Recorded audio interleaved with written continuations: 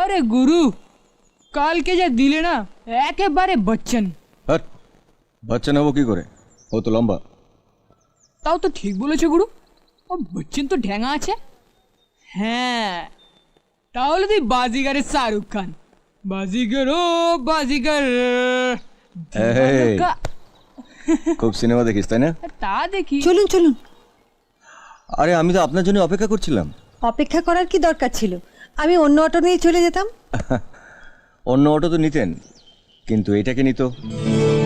এটা কিসের টাকা? কালকে আমার অটোর ভাড়া দেওয়ার সময় আপনার ব্যাগ থেকে 200 টাকা পড়ে গেছিল আমার অটোতে। ও, আপনার অটোর ভেতরে টাকা দুটো পড়ে গিয়েছিল?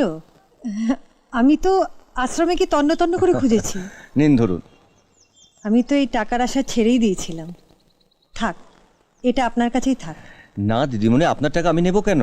যখন দিচ্ছি নিয়ে না গুরু, তুমি 50 আমি 50। না ছোট, মাথা নিচু করে কুড়িয়ে পাওয়ার টাকা আমি নেব না। মাথা উঁচু করে খেটে আমি যা রোজগার করি তাই আমার কাছে যথেষ্ট। পৃথিবীতে তাহলে এমন মানুষও আছে যার টাকার ওপর কোনো লোভ নেই। নিন।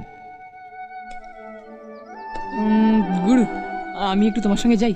যাবি? চল আসো। হ্যাঁ।